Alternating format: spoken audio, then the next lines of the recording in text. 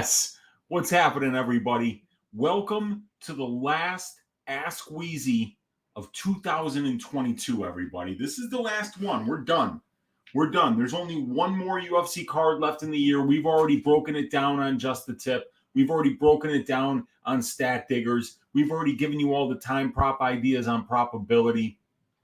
We already did the DFS show today, earlier, on Pub Sports Radio and on the MMA Engine YouTube channel. Not only can you catch probability with me and Brady, but you can catch an interview with Cody Brundage, as we just talked about his fight coming up, UFC Vegas 66 versus Mihail Oleksiejczuk. You know your Uncle Weezy's got a one-unit money line bet already on Cody here at plus 230. Line is moving even further against him right now, as he's at about plus 235.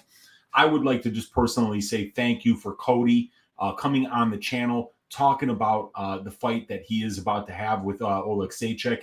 The dude is just a really good guy. Very down to earth, very humble, very engaging. And I'm wishing that dude success no matter what happens from here on out, because he just seems to be like one of the really good ones in the game. So shout out Cody Brundage, Cody Brundage, and I'm looking for him to not only beat Mihail Oleksiejczuk, but maybe even submit him in the first or the second round. Might even be adding on to that bet. I just loved everything that I heard from him today. But not only that, I just believe that there really is a stylistic advantage here for Cody with the wrestling and with that up and down, wrestling game that he can bring. If he pushes that kind of pace, the same pace that Jimmy Crute pushed, it could be over very quickly, you guys. And I think he's going to be very live in this spot. So thank you, Cody Brundage, for coming on the MMA Engine YouTube channel. It was great having you. And I'm looking forward to talking to you guys now about the rest of this card. What's happening? What are you guys thinking about UFC Vegas 66? Still 14 fights on this card. We're going to have, and it's only Wednesday, man. Weigh-ins aren't for 2 more days here. So we've got a little time here to consider these props, to look at some of these time props, to figure out, like maybe some of the fights that we don't have the best read on. We still got some time to do some tape study here. So let's get into it, you guys.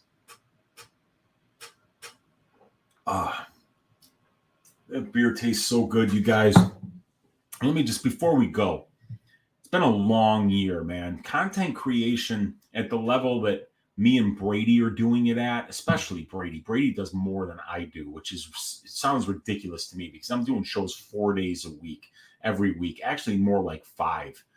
It's Saturday for the watch along on Pub Sports Radio, Sunday for Stat Diggers, Monday's Probability, Tuesday's Just the Tip with Uncle Weezy, Wednesday is the DFS show on Pub Sports Radio, and then Ask Weezy here on my channel. So, at the end of the week, it's somewhere in the neighborhood of like 10 hours of content that's just on screen. Then there's everything that goes into all the content creation behind the scenes, the updating of the stats, the updating of the analytics, building these databases, maintaining them. It's a lot of work, and I love doing it. But when we get this month off at the end of the year, it's something that, I know that all of us content creators, as much as we love betting on the UFC, it's nice to be able to step away, enjoy our families, enjoy the people that we surround ourselves with, and not be a slave to the UFC for a month. So I'm really looking forward to the time off. I hope you guys are as well. And I hope that all you guys have a great month off away from gambling on the sport, that you get to enjoy it, spending with your friends and family, and that you get to come back in 2023, as I plan to, rejuvenated, remotivated, and ready to shave some bookie ass. So I'm ready to go on that journey again with you guys next year. And I'm really looking forward to making my Patreon be not only the most affordable analytics-based UFC gambling Patreon going, but also, just really upgrade the graphics and the look of everything that I'm doing. So it's going to be a long month off. I'm going to be working very hard during the month off to do everything in my power to make sure that when you see my content next year, it's even better. It's even more informative. It's more well organized, and it's easier visually on the eyes. So let's share the screen here since we're talking about easy on the eyes. Bring my guy Sergey Spivak here on the screen. Feel free to ask me any questions. I got my UFC database. I got my stats ready for you guys. Let's do it. We got my guy Victor De Jesus first in the room saying, "Oi, yes, what's up, Victor? Good to see you hanging out here." He says, "Hey, Weezy, what are the chances Marquez beats Win by decision? I know Win is better at minute winning, but I could see Marquez landing knockdowns and stealing 2 rounds that way. Am I crazy?" No, you're not crazy. I mean, everything is possible in MMA. We know that, whether it's somebody like Paddy Pimblett being gifted a victory last weekend, or whether it's what do you call it, like Devontae Smith losing to Kama Worthy, whether it's Maria Agapova losing to Shannon Dobson. We've got these situations where big underdogs do things that we just didn't think that they could do, and big favorites, fighters that we thought were really good fighters, wound up just going out there and having one of the worst performances of their lives. So anything is possible. And Darren Wynn, there's not a lot of quit in Darren Wynn. He's very durable. He took an ass whooping from Hawes, and I think he would have come out for the last round, if the ref hadn't stopped it. So yeah, it is possible, but probably not likely, just because Marquez has never won by decision, and if it does go the full 15 minutes, it probably means that this thing wasn't on the feet long enough for Marquez to land a big bomb. But yeah, of course it's possible. Of course it's possible. I still like that Marquez finish only prop, but I don't know where that's at. Let me see if I can find the finish only prop. Do we have one? Scorecards equals no action for Win plus 250, minus 295, minus 325. Yeah, that sounds about right to me. I don't know if I'd play that. That's really wide. Bob Spikerman's in the room saying, "Uncle Weezy, this is my favorite show of the week, man. Let's stack them the fuck up like this last UFC card. Let's get it, dude. I know I'm on a streak, man. I'm hot right now. So I'm looking to stay hot, go into the last event of the year on a winning streak, keep that winning streak going, and then just take that momentum to do the work that I need to do during the month off to get this content even better for you guys next year. And if I could do that, it's going to be a good year next year, and it's going to end up to be a good year this year. So I'm fired up, Bob, ready to keep working next year for you guys too, man. Antonio Esparza saying, "Oi, Unc, what's up, bro? Sorry I missed the live yesterday. The later time threw me off. Thoughts on over under 2.5 for Win Marquez on FanDuel is plus 116 for over and minus 146 for the under." All right. And this is for Win Marquez. So I didn't have these 1.5 lines. They hadn't opened earlier. So on FanDuel, it's plus 116 for the over, minus 148 for the under. Yeah, so it really likes the over here. We've got an 11-fight sample size here. So we're looking at over 1.5 is happening 72.73% of the time. So that would probably be 7 out of 11. So that's 63. 8 out of 11 is 72.73. So what that prop template is telling us, if we zoom in on it here, and this prop template is available on Uncle Weezy's Patreon. This is where we have all of the over-under betting analytics in the UFC for 5 and 3 round fights since 2013. And what we do is we take those analytics and we compare them against each other. We'll compare it against the implied probability of the line. We'll use the divisional finish rates and decision rates, and we'll also use the 2 fighters involved combined UFC rates. So what this is telling us is that the over 1.5 at plus 116 is a 46.3% implied probability. Now, at plus 116, that is 17% better than what the division is, which is 63.31% of these fights are going over 1.5 rounds. but we're only paying 46.3. So when we take that 61%, we subtract the 46%, we're getting a 26%, I'm sorry, 17% break in between what these guys go over 1.5 at the UFC rate compared to the implied probability of the line here. And then also we know now that these guys are going over 1.5 rounds. 8 out of their 11 fights at the UFC level have went over 1.5 rounds. Darren Wynn's really not finishing anyone. And Julian Marquez usually, because he's not like a particularly accurate striker, and because he's not like this great wrestler that breaks people, it's usually he waits for somebody to tire out trying to finish him, and then he gets late finishes. So the prop template loves the over 1.5 in this fight at plus 116, Antonio. It's definitely a bet that's being blessed here. And if you look over here on the other side, you're seeing negative 23%, negative 32%, and negative 9.41%, which indicates that at plus 118 or plus 116, that is still the much, much, much better bet. So I would bet the over. Oh, fuck, that's 2.5? And I just broke it down as if it was 1.5. Oh, God. Well, the under 2.5 at minus 145 is negative here, it's negative here, and it's positive here.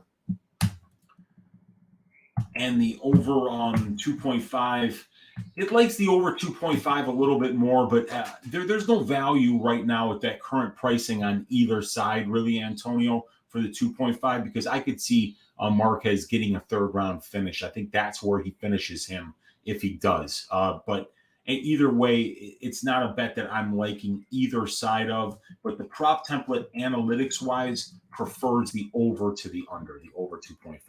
Martin Dermov is in the room. My guy Martin, who's donated to the show yesterday, and it's much love for that, Martin. Hey, Weezy, can my girlfriend Athena get a shout out for always cooking me and my friends hella food every night, every fight night? She's a fan of the show as well. Athena sounds like a good Greek girl to me. I mean, Athena is a Greek name. And I just want to be able to tell you that my grandmother, my father's mother, was maybe one of the 5 greatest cooks to ever walk this planet. I remember getting off the elevator in their apartment building when we would go to downtown. They used to live over at Diversey and Sheridan in Lincoln Park, right? And when I was a kid, we would drive from Park Ridge to Lincoln Park to go have like Greek Easter over there, and we would do Christmas, and then just sometimes we would go over there for dinner on Sunday. And you would get on the elevator to go up to the 9th floor. And before you would get to like the 4th or the 5th floor, you could smell the cooking. And it was like the old Tom and Jerry cartoons where you'd see like Tom, he smelled something good, and you would go floating through the air to where the smell was coming from. That's what it was like. And when you got somebody that's cooking you awesome meals, especially on fight night, they absolutely deserve a shout out from their Uncle Weezy. Shout out Athena. Keep cooking those baller-ass meals for everybody on fight night so that you can enjoy the fights with a full stomach and a big smile on your face. Much love, Martin. Thanks for hanging out, brother. Low T City Ortega's in the room saying, "Oi, Weezy, what's up, man?" Any Action MMA saying, "Oi, what's up, dude? Would you rather order $40 worth of Taco Bell knowing the amount of time you will spend on the toilet after, or watch Rose versus Carla 2 again?" I'd rather watch Rose versus Carla 2 again. I think Taco Bell is a disgrace. I think I can end it there. I think Taco Bell is a disgrace, not just to define people who come from traditions that serve actually good food, that their food is somehow modeled after, the very proud people, that cook really good Mexican food, Central American food, South American food. Taco Bell is an absolute disgrace.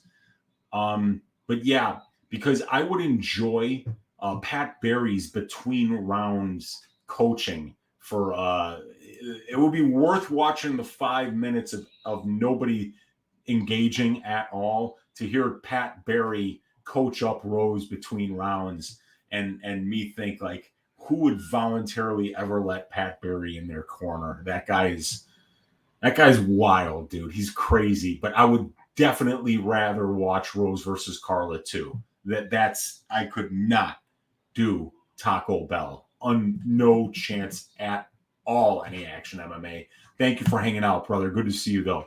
Unk, I'm in kind of a funk lately, says Papa Chuck. I need something funny to cheer this overworked man up. Oi! Wow, you need something funny, huh? I would recommend watching on Netflix any comedy special by Bill Burr. And in particular, Bill Burr has a bit about Arnold Schwarzenegger being a great man. And it's one of the finest comedy routines that I've ever seen. And I'm a big fan of stand-up comedy. But Bill Burr is definitely one of my top 5 stand-up comedians of all time. And if you just go to YouTube and you type Bill Burr, Arnold Schwarzenegger, I invite you to watch one of the finest social commentaries about people blaming rich and famous men for fucking around on their wives. And it's comedic genius, Papa Chuck. And if you're in kind of a funk, I think Bill Burr would be the best way to get out of that funk, my man. And any Action MMA, I'd rather live in a Taco Bell than suffer that much again. And we got Just My 2 Cents saying, "Sup, Weezy? Seems like there's a robbery every card anymore. Who's getting robbed this week?" Well, somebody that's going to decision could be getting robbed. But, I mean, honestly, I think they'll probably get it right for the next couple of weeks. You know, I think what they did there in the Patty fight and in the Ankalaev fight was those were financial decisions. You know, Paddy Pimblett is one of the most marketable stars in the UFC right now. And the UFC doesn't fucking care that he sucks. They don't care that he's not a top 30 lightweight. They're going to push him. They're going to ride that wave. They're going to ride that hype, and they're going to try to make as much money out of it as they can, because Conor McGregor is not coming back. Okay. And that guy's, you know, what was so great about Conor was the electric personality that he brought. You know, I mean, it was crazy how likable Conor was while he was winning fights. But, you know, I mean, like, money changes a lot of people, and it seems like Conor might have, you know, suffered some serious head injuries, and like his behavior it doesn't make any sense. It's not just money. I think, you know, these fighters have very, very difficult lives. We're not going to get another Conor McGregor anytime soon. It's not Ian Gary. It's not Paddy Pimblett. But these were financial decisions. This is a lower level card. You know, I'm sure that the UFC has some fighters that they would prefer to win over others, but they're not going to, like, you know, go out in the open and just openly fix fights and pretend like the result was something that it wasn't. So I think we'll be good on this card in terms of judging. I mean, whenever there's close fights, you know, there's going to be people on both sides talking about why somebody won. But, you know, Gordon versus Pimblett was not close. And neither was Ankalaev versus Blachowicz. That fight wasn't close. If you think that Jan Blachowicz won round 1, just stop watching MMA. You know, you should probably stop doing a lot of things in life, because you're worthless. If you think that, you're not going to be good at anything in life. You're never going to catch on. You know, just do something else. You know, if you think Paddy Pimblett won round 1 against Jared Gordon, just stop. Just stop. Stop everything. Stop breathing, because it'll be better off for the rest of us who actually have a functioning brain. So I don't think we're really going to see any robberies this time, you guys. I mean, I don't think there's enough at stake here financially with any of these fights that the UFC and the commission would go out there and do something like they did twice in a row on the last pay-per-view card. So, yeah, I don't think so, man. I think we're going to be good. Low T City Ortega saying, I'd rather take a punch from Francis than watch Rose versus Carla 2 again. I would sit through that fight rather than watch Taco Bell. I promise you guys. And I love Mexican food. And I love any Mexican food, Puerto Rican food, Dominican food, Central American food, any of them, South American food, any of them. They all have awesome food. And Taco Bell spits in the face of the fine culinary traditions of all these beautiful countries and these beautiful people. Screw you, Taco Bell. That's the one sponsorship I would never take. They could come up to my house with a truckload of money and I'd tell them to fucking go scratch. I promise you that. I may not be that principled, but I would be principled as hell when it came to that. I would not take money from them. And I would take money from anybody. I promise. Papa Chuck saying that any action MMA, I'd be able to shit through a screen door and not touch a wire. And how true is that? Victor De Jesus, my guy, saying, hey, everyone, let's hit that like button. I agree with him. And hit that subscribe button if you haven't already either, man. Dan Goldstein saying, I'd rather a prostate exam from a porcupine than to relive Rose versus Carla 2. And I won money on that abortion. Yeah, actually, I did too. I had Carla in that fight. I thought she was going to out wrestle her. She was plus money. It was one of those things. And like, guys, here's another thing for like those of you guys who thought that Patty won. When I won that bet, I think what I put on Twitter was cash the bet. Now I need a shower, because we have to admit, we have to be honest with ourselves. Okay. That's part of how you grow in life as a human being is not blaming everybody else when you fuck something up. Now, of course, when I make a wrong MMA pick, it's everybody's fault but mine. But in your lives, take responsibility for your losses. That's important. And if you're not being honest with yourself, you're never going to get as far as you possibly could if you were honest with yourself, if you had some discipline, if you had the ability to be able to do some self-examination. It's so important in life. So, yeah, you need to, like Patty Pimblett saying that he thought he won all 3 rounds. This guy's clearly delusional. And maybe he was just playing it up because, that's what the UFC told him to do. Hey, man, go out there and tell him you won all 3 rounds. We fixed this fight for you, but, now you got to sell it for us. You got to be there and you got to be, he's got to keep that personality up. He's got to keep being marketable so that he can continue to make this organization money.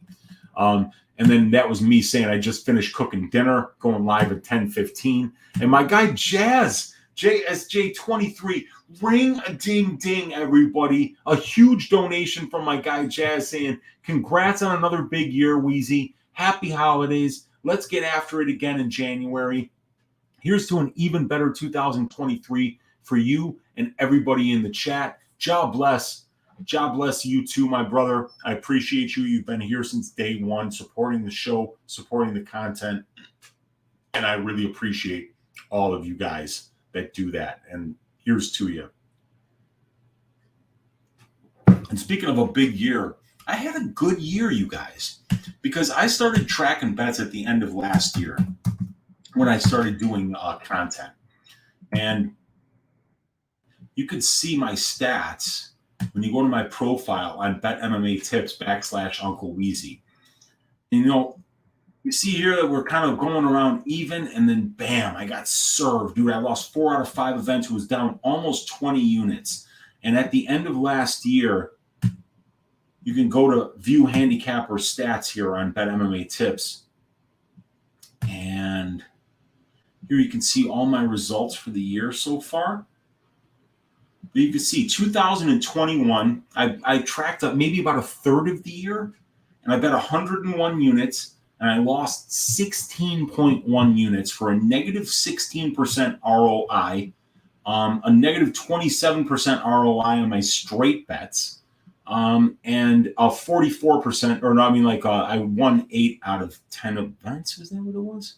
Either way, down 0.9 units per event. And here in 2022, I've bet 279 units. I've won 41.1, and I have a 15% ROI. So, and I mean, it was rough when I lost those units and was like, God damn, I'm getting killed out here. But you got to fight through the tough times. You got to keep working. You got to keep believing, trusting yourself, trusting your reads. And I'm real happy with a 40-unit year after, being negative last year. Having a 15% return on investment is really good. I'm really proud of that return on investment. And, I'm really looking forward to getting over 50 units next year. And the goal is 100. The goal, I always want to try to make 100 units. And I think I would have got 50 this year if I had gotten that Gordon decision and if Jonathan Pierce fight had been stopped. And then there was a bunch of other ones that didn't go my way as well that were close decisions and stuff. But yeah, man, great 2022. But here's to an even better 2023 for all of us when we put in that work, when we do our analysis, when we read the data, when we watch the tape, and we find ways to stack cash tickets like flapjacks. Victor De Jesus saying, huge shout out to Weezy and Lou Betya for the awesome Cody Brundage interview earlier today. If you haven't checked it out yet, make sure to do that after the stream. And yeah, I'm going to put the link to that just got up now. So I'm going to put that in the description of this video as well after I'm done talking to you guys tonight so that we can have that there ready for you guys. Because it's a great interview with a great human being in Cody Brundage and a damn good fighter too. So I'm really looking forward to that fight.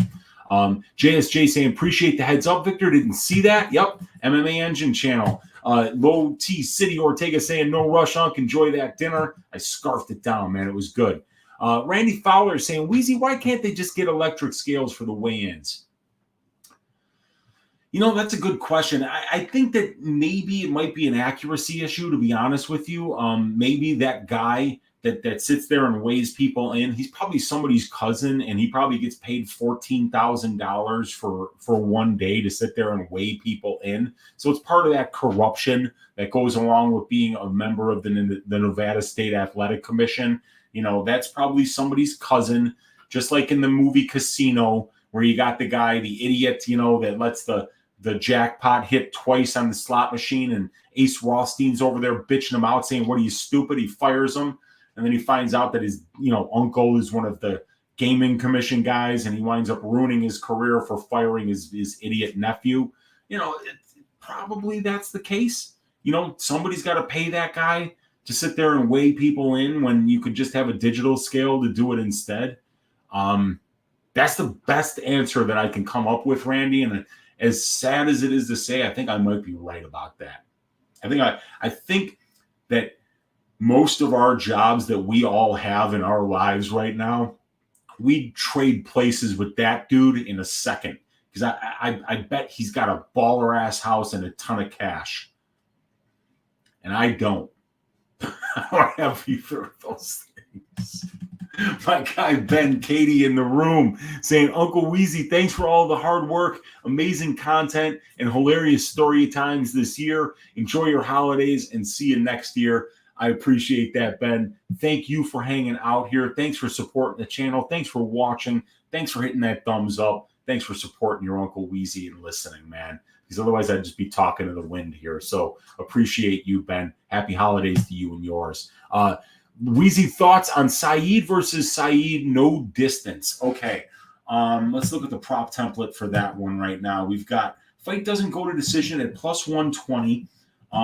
It's underpriced according to the divisional finish rate, which is closer to 50%.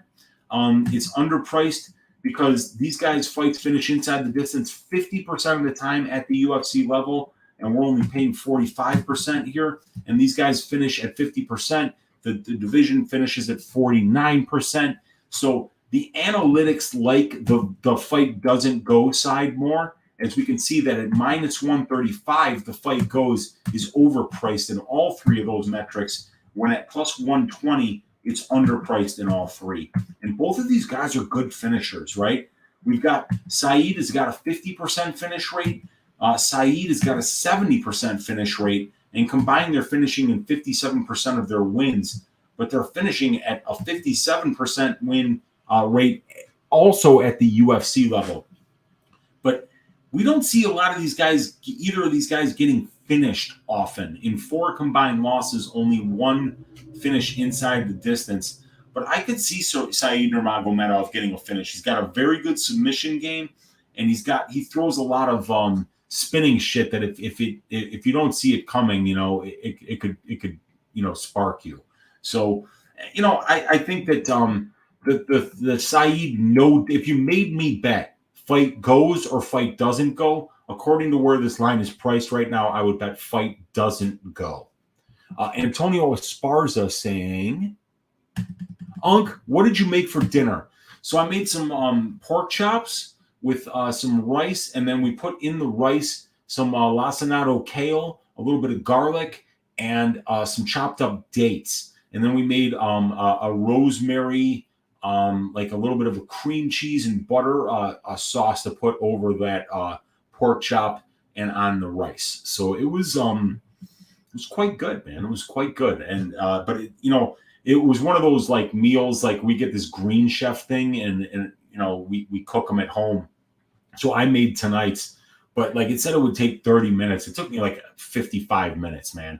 I'm a good cook. I am, but I'm slow. I can't do like 4 things at once, especially if I've got a beer and a bowl with me, I'm trying to listen to some music. It's like I work slow. So it just took way longer than I had anticipated, and it ran into Ask Weezy time. So I apologize for that. And we got Jay saying, just wanted to give a heads up on some incorrect height listings here. No Way Battle is 6'1", as he was at least 3 to 4 inches taller than Petrosky and Gore, who are listed at 6 feet. Also, No Way the Vlismas is the same height as McKenna. Yeah, that of course. McKenna's 5'2" at best, and Vlisma is clearly taller, at least 2 inches taller than Martin, who's listed at 5'4". You'll see it at the weigh-ins. Yeah, absolutely. That's true. And that's another thing, Jay, that bugs me is like you get actual reach measurements. You're paying somebody's cousin to weigh dudes in on a scale like you have in a doctor's office when you could just have a baller-ass digital scale there. You wouldn't have to fuck around with all this dumb shit. Why not have height measurements? When I interviewed Cody the first time on the MMA Engine, he was like, when I went on the Contender Series, they actually measured me. I got him an actual height measurement. I'm like, well, how the hell are they measuring Cody Brundage, but they're not measuring Jairzinho Rosenstrike, who's been in main events? That guy that that weighs people in, you can't make him work an extra 15 minutes and have him do 15 height measurements or 28 height measurements or however many there would be. Come on, I don't understand it, but I appreciate the heads up there, Jay. We're going to see that for sure. And then we got the obnoxious American MILF #1 saying, "Oi, yes, let's smash this card. Props to you, Weezy, for keeping MMA gambling entertaining." Speaking of props, thoughts on the overs in the Morozov fight? I'd be really nervous about the overs. Now, it all, of course, depends on where the lines are. But so I've got the over 2.5 at -165. My prop template hates that because it's overpriced in all 3 areas. If we do this, when I take the line out, for instance, we can see here that we've got a 56.87% over 2.5 rate for the bantamweight division in 3-round fights. These guys go over 50% or over 2.5 rounds 50% of the time combined at the UFC level. And the division goes 56.87. So these guys are going over 2.5 rounds at almost 7% less than what the division does. And now if we go to -165 here, we're going to see that all 3 of those metrics are now overpriced with the line priced there at -165. Morozov has been dropped, I think, 3 times in 4 fights. Journey Newson throws a lot of kicks. Journey Newson's a black belt in BJJ, and Sergey Morozov has got power of his own. I could see either one of these guys potentially getting knocked out. I could see there being a sub on the ground as well. I think these guys are going to go at it, and I would prefer to play the unders, but I'm not betting the unders. They're just a little bit better priced here. The under 2.5 at plus 135 is actually underpriced in all three of the categories that we just spoke about here. So I would rather bet the unders, but I'm not personally making a time prop bet on this fight because I think the lines are priced fairly. And my read is that it could go the distance and that somebody could get sparked. So when I don't have a strong read either way and the lines are priced properly, for me, that's a stay away. And then we got Jazz saying, thoughts for on Dober Green fight doesn't go to decision at plus 100. I think this thing goes to decision. Bobby Green's very durable. Very durable. So at fight doesn't, and it used to be plus 120. Now it's only plus 100. It's a fairly priced line because usually you're going to have about 3 to 4% vig in any line. And here we're underpriced by 0.84%. And we're overpriced by 4% and about 5% here. So I'd say plus 100, it's fairly priced. But I would think that Dober has the finishing equity here because Dober only really gets finished by sub and Bobby Green prefers to keep things standing. And he's definitely more of a point fighter. So I would stay away from the fight doesn't go to decision at plus 100. Jazz would need probably plus 130 or so to get intrigued at the, because like I say, my stylistic read on the fight is that it goes to decision because Bobby Green's durable, because he's a point fighter, and because he doesn't have that one punch KO power. But Dober does. So maybe a Dober finish only prop, or I don't like it. I don't like that one. Corey Mann saying, oh, what's up, Corey? Thanks for hanging out, brother. We got Low T City Ortega saying Brundage my dog in the night. Man, I've got money on the Brundage money line, and I've got money on the Brian Battle money line at plus 150. So, and I've got the fight doesn't go to decision for which fight is it? Oh, it's the Matthews fight, which I got at plus 150. And which is now around plus 115. And still a trifecta bet here, according to the prop template, as it's underpriced in all three categories because these guys do finish their fights inside the distance at the UFC level 54% of the time. So a plus 150 was a really good number that I couldn't pass up. But yeah, I'm on Cody Brundage as well, and I think he flat out wins this fight. I'm picking him to win. Andy Becerra saying, oi! And we got Jazz saying, hard to dislike anyone on that Factory X team. Solid group of guys. Yeah, agreed, man. Hernandez, Brundage, Anthony Smith used to be there. I don't know if he's still there, but Dustin Jacoby, Josh Fremd. And I know that there's a bunch of other guys. Oh, yeah, what about Gutierrez? Chris Gutierrez is on a massive winning streak. Bunch of great fighters over at Factory X, led by the great Mark Montoya, man. So wish Mark well as well. So they are a great team for sure. Dan Goldstein saying Weezy is too hard work what Kim Winslow is to sex appeal. I appreciate that, man, because, I do work hard. And Kim Winslow, all you got to do is see the pictures of her in the Disney costumes on Google to be like, she is a handsome woman. So, Dan, that is high praise, brother. I appreciate you. Wang Yun in the room saying, hey, Uncle Weezy, I'm your number one fan. I was just wondering if you ever considered becoming a sportsbook analyst. I wouldn't even know what that would entail, to be honest with you. I love what I'm doing right now. I love providing statistical-based content along with tape study content to try to figure out ways to beat the bookies, I used to work in the stock market, and beating the stock market is a lot like beating the bookies. It's kind of slanted a little bit against you. Most people lose money when they go into the stock market. The select few make money because they work a little bit harder, they do a little more research, and they don't get emotionally attached to things. They buy things that are cheap, they sell things that are overpriced. So maybe I could become something like that, but I don't really know because I'm only trying to get better at this. I'm trying to make better bets this week than I did last week, and just keep trying to make better and better decisions going forward. Plus EV decisions that I can defend over a long timeline, which is how I like to think about winning. Is, it's not how you start, it's how you finish. And if you finish strong, it meant that you had the plan at the beginning to be able to have gas in the tank to finish strong. So, I would consider it, but I really like what I'm doing right now. Dan Goldstein saying, Weezy, who does your screensaver leap out and drain this week? I hope it's Doug Crosby or Sal D'Amato and not an actual fighter. Yeah, I'd like to see the entire commission just be drained of all life force and blood, and we could start from scratch.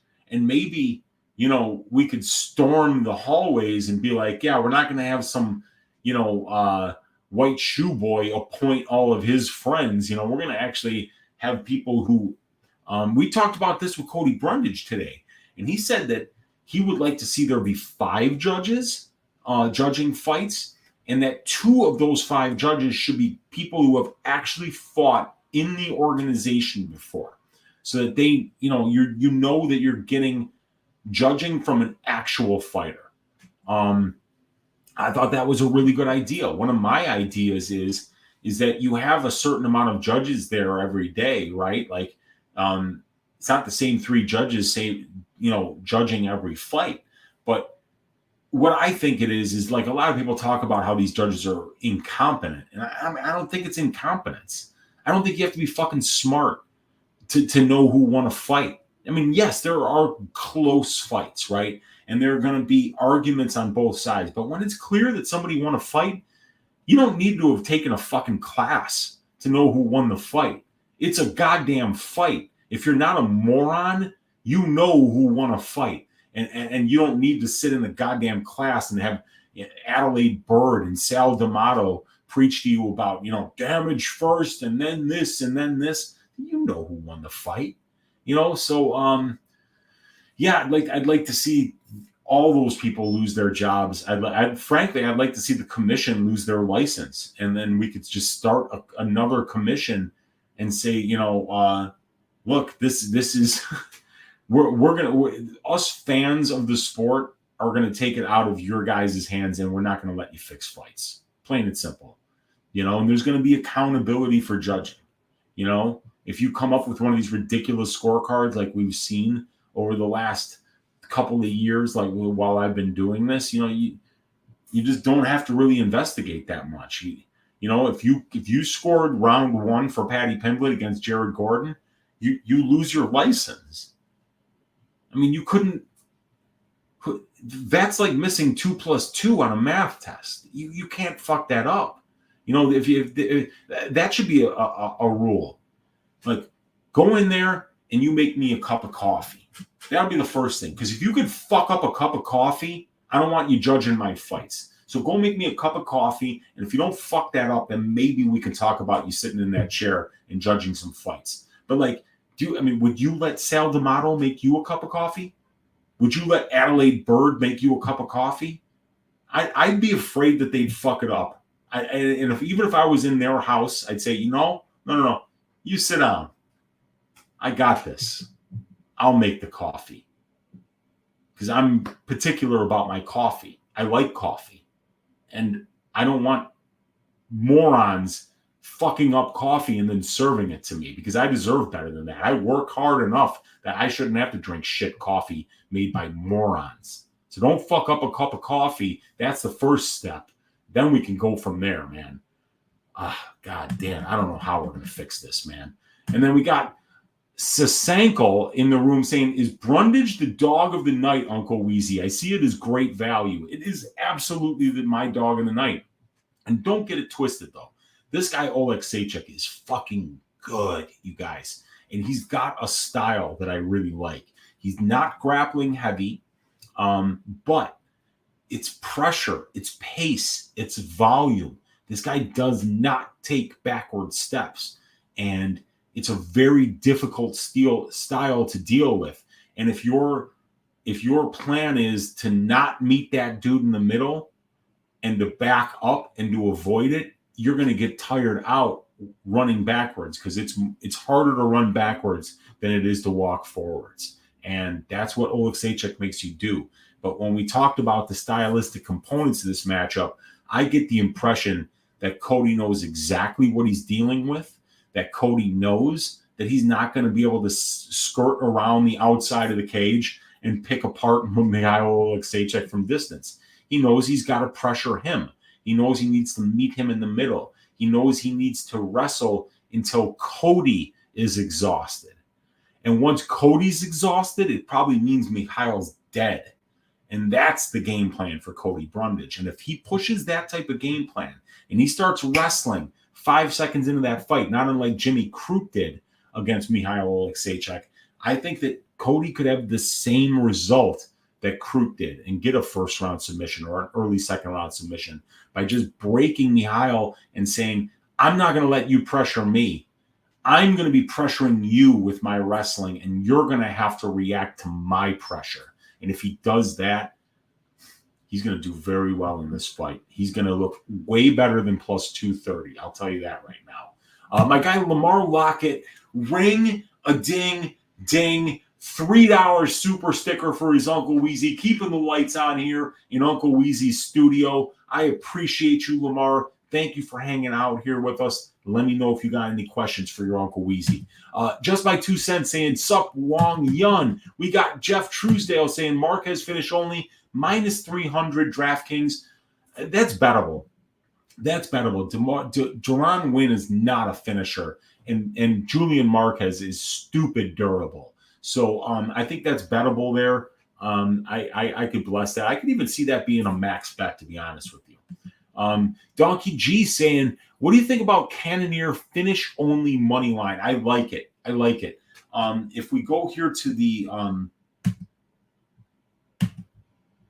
prop template, you guys, we can see that at the UFC level, Jared Cannonier has a 75% finish rate, and Strickland's only got a 33% finish rate. So Cannonier's just got a lot more finishing equity, and he's fought the bigger dudes too. So he brings power. He's definitely more dependent on finishing and moment winning than he is minute winning. And Strickland's the opposite of that. So, and especially since the line wasn't completely blown out either. It was a fair, evenish line. I thought that was a great play, Donkey G. That definitely gets the Uncle Weezy stamp of approval.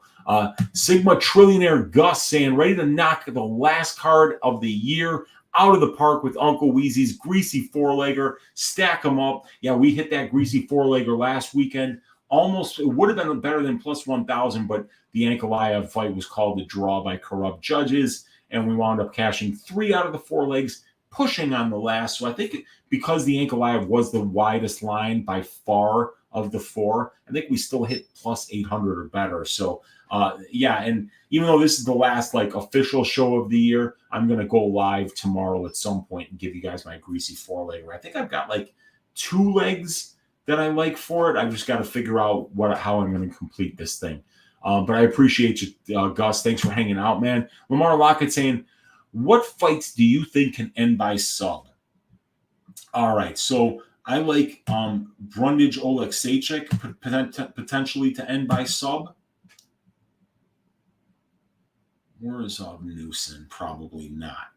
Dvorak Kopp? Probably not. Battle Fakhretdinov could end by sub. I could see Brian Battle getting a sub. I could see potentially Rafa Garcia getting a sub. All of his finishes are by sub, I believe, except for one. I could see Nurmagomedov Kakramanov ending by sub. I could see Cody Brundage getting a sub. I could see Julian Marquez getting a sub. I could even potentially see Jake Matthews getting one. McKenna subbing Vlismas, not particularly likely. I don't think Vlismas is much of a submission artist. Dober Green, no. I could see Caceres Rosa ending by sub with an Rosa sub or a Caceres sub. Albazi Costa for sure. I would say Albazi Costa, Caceres Rosa, and and Nurmagomedov, Kakramanov are the fights that I think where both fighters can end by sub, and then Marquez win and Brundage Oleksiejczuk. I like Julian Marquez to win by sub potentially. I like Cody Brundage to win by sub potentially, and I could see Rafa Garcia getting a sub as well, and Brian Battle getting a sub as well, because Renat's going to be shooting in, and I think if he gets a little bit sloppy and a little bit gassed, that Brian could snatch him up in the guillotine. So there's a lot of potential subs this week, Lamar. A lot. I'm spending the bookies' money on axe throwing on Sunday. There you go, dude. I've tried to go axe throwing a couple different times with my brother, and every time, like, we can't get in there because everybody's in there throwing axes, having a whole shit ton of fun, and we're left like watching other people having fun, going, "When is it going to be our turn?" Well, no, you didn't reserve your axe throwing in advance, so get out of here. It's a shame, but enjoy the axe throwing, Lamar. Have fun, man. Prince of Mischief saying, "What up, Weezy? Wishing you success on this card and in life. Can't wait to see what you got for 2023. You always give us your best, and we appreciate you. Stay safe and happy holidays." I appreciate that so much, Prince of Mischief. Thank you for the kind words. Best of wishes to you and yours as well. And I hope you finish off 2022 strong in gambling and in life, and have a great 2023 as well. Thank you so much. Jazz saying, "Any streams planned during the month break? Maybe one day we get that DJ set." Yeah, I'm trying to buy a new mixing board actually right now. My buddy's trying to hook me up with a guy who's got something that he just refurbished. That if we could get that hooked up over here, I'll definitely do some DJ sets for you guys. I do need a new mixing board. My Vestax is pretty much blown out. And once I get a new mixing board, then everything should work and I could actually do it properly. So I would love to do that for you guys, but I got to get a mixing board first. Kyle Marley saying, "I like it." What's up, Kyle? Good to see you in here, my man. And I'm going down to Indianapolis this weekend. It wasn't last weekend, Kyle. Good to see you, man. If you want to watch those fights, I'll holler at you on Twitter, dude, because I think I'm going to leave Friday to go hang out down there with my brother. So good to see you. I was on Kyle's show, the DFS Kill Shot with my man Brady last weekend, breaking down this card, the last card, and then now we got the last card of the year. Dan Goldstein saying, "Weezy, how many of Fakhretdinov's 20 opponents were drunks, and how many were drunk plumbers? And do we think Brian Battle is a drunk or a plumber?" I myself do not. No, man. Yeah, I mean, Fakhretdinov, if we look at Fakhretdinov here, you guys, I'll take you through the record, because he's got some wins before he got to the UFC against, UFC washouts like Eric Spicely. I don't think Johnny Carlos, did he ever fight in the UFC? Serbian, well, no, it doesn't look like Johnny Carlos ever fought in the UFC, but he did have wins over Spicely and over Uda. And what was weird was he won the GFC belt, and then he defended it, and then he said that they wanted to match him up against a Russian, and he said, or against another Muslim, and he refused to fight another Muslim. He said, "I don't fight my brothers." So that was when he went to UAE Warriors, and he got the Spicely fight, and then he went to the UFC after that. And don't be looking for him to fight any Muslims here at the UFC level either, you guys, because he won't fight them.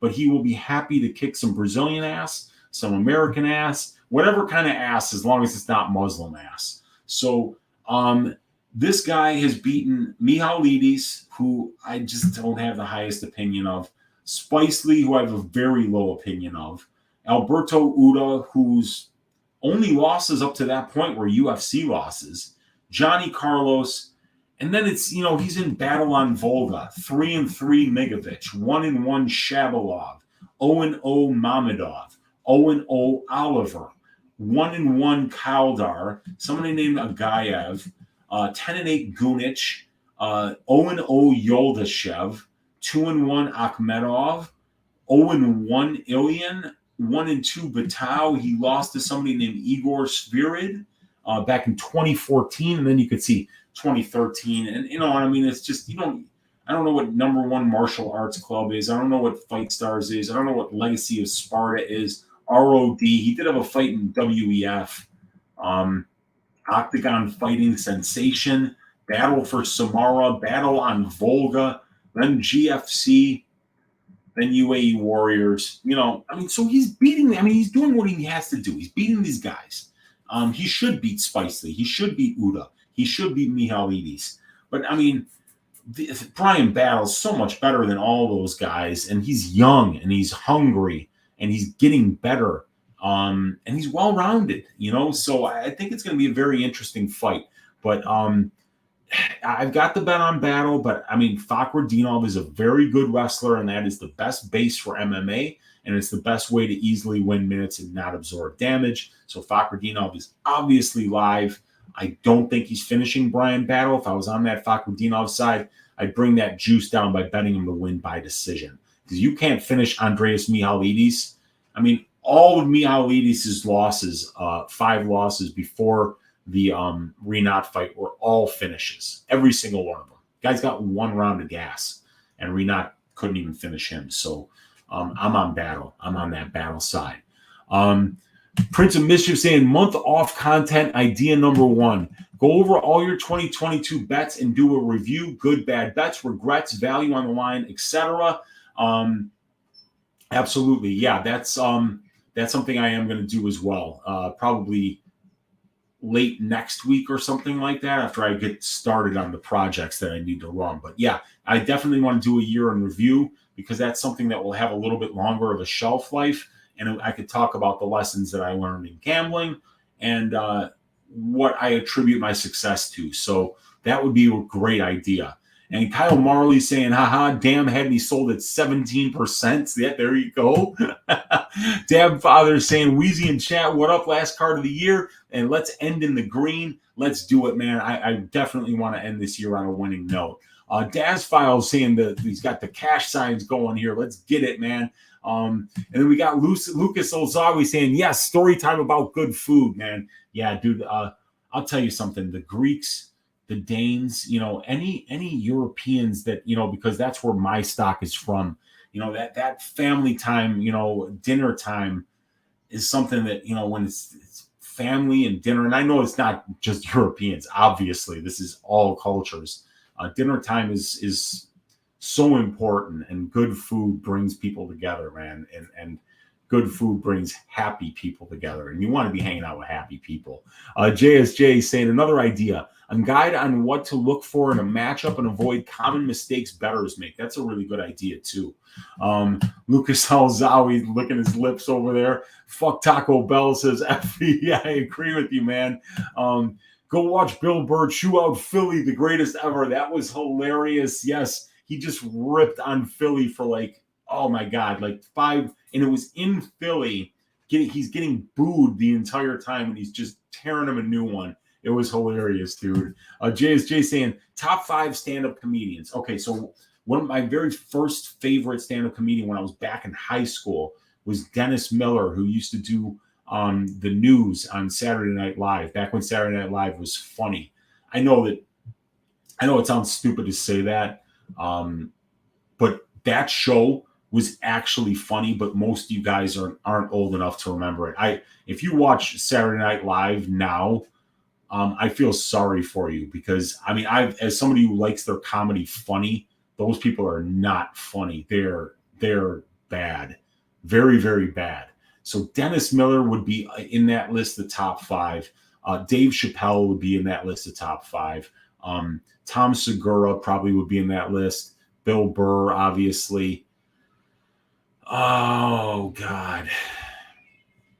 Man, I just saw so many good comedians when I was in high school. Before we were old enough to drink, we couldn't do shit. And I remember going down to the Funny Firm and to Zanies, because you could get in there if you were under 21 and just watch the shows. And you couldn't drink, obviously. But I remember seeing Nick DiPaolo back in the day, and Brian Regan, and Brian McCann, and Kevin Meaney, and oh God, just so many stand-up comedians, but yeah, right now, if I see new comedy from, Tom Segura, from Bill Burr, those and Dave Chappelle, those would probably be the people that I look up to the most when it comes to comedy. Prince of Mischief saying, month off content idea number 2, Uncle Weezy's live cooking show. Your infamous lamb leg recipe. I want to cook along with you. My family sucks at cooking. Yeah, I want to make a video that teaching people how to make Greek saganaki, which is one of the great things in life that if you haven't ever had it before, Greek flaming cheese is one of the most delicious things in life. You make that flaming cheese, you pour a shot of brandy on it, and you light it on fire. And then just, it goes up in flames, and then you take a lemon and you put out the fire with the lemon juice. And everybody, when you light it on fire, they yell, Oppa! And it's called saganaki. It's flaming cheese, but it's something that I always do whenever the family wants me to cook for Christmas and stuff, and they're like, we need your lamb. I'll go and I'll do the saganaki. I'll do the Greek sausage, which is called lukaniko, and I'll do the lamb with potatoes that I learned how to make from my Aunt Maria. So, I could teach you guys some of the Greek recipes that I learned from excellent cooks in my family. That would be really cool. Lamar Lockett saying, yes, him chewing out Philly was great. That was funny stuff. Oh, Sparring with Reality. My guy Luke saying, going to see Tom Segura in March. Favorite comedian right now. Dude, he's so funny. He's hilarious, dude. I mean, stand-up comedy is not easy. It's definitely not easy. And I can't imagine living my life like that, going, being on the road constantly, doing these sets, getting booed off the stage sometimes. You're going to have good nights, you're going to have bad nights, but Tom Segura is just absolutely hilarious, man. It's good to see you hanging out, Luke. Bob Spikerman saying, man, I'm loving these dogs here, but I got burned on all my dog bets last week. Still going to lay the smackdown on all of them again this week. Let's go. Love those plus money spots, man. Sometimes they don't hit, but the bar is lowered when you're betting those plus money spots. And over the long term, if you shy away from laying juice and you get more on that plus money side and your reads are good and the line pricing is off, you're going to make more money betting those underdogs, man. So stick with it. Stick with the underdogs. This is a sport where there's a lot of variance and a lot of things can happen in that cage. So underdogs come out on top quite a bit. Dan Goldstein saying, Weezy, we're in the midst of another light heavyweight title bout in a month's time. So tell me, what the fuck are those tattoo thumbs on Hill's chest? It's the tattoo equivalent of Patty's hair. Yeah, he's always had that, Jamal, the thumbs up. And I mean, I think I might be the only one that likes that tattoo. Everybody hates that tattoo for some reason, but Jamal, he's all in on it. He does the thumbs up, like when he takes the pictures with the shirt off with the thumbs up right below it. I think that he owns it, and I actually like it. It's not the worst tattoo. My least favorite tattoo ever was, for old Bulls fans might remember, Marcus Pfizer had a tattoo of a question mark under his ear. It was on his neck, and I just thought that was the dumbest fucking tattoo ever. And then, of course, Gucci Mane. I mean, who gets a tattoo of an ice cream cone on their face? I mean, what's the thought process there? There's a lot of bad decisions that people make in the barber chair, in the tattoo parlor, online dating.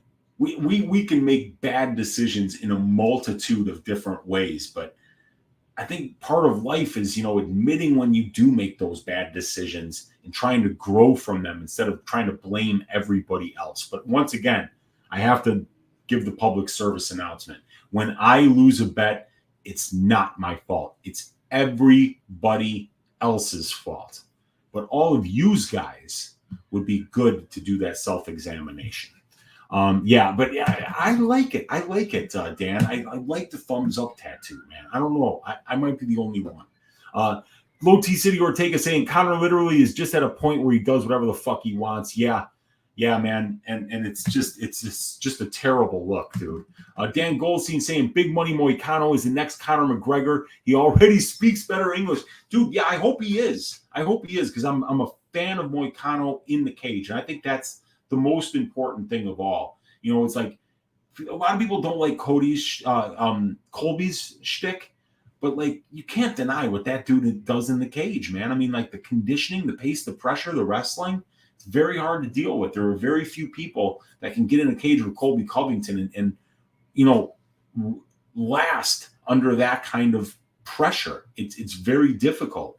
And Moicano is one of those guys that I think he's figured out. He had a period where he did fall in love with his hands, and his hands got a lot better. But I think he knows now that he's a grappler first. That's where the success needs to come from. And now that he's embracing that and then using the striking to set up those grappling entries, I think he's getting a lot better. And boy, he's 100 times more likable than Conor McGregor is right now. That's for sure. And he does already speak better English.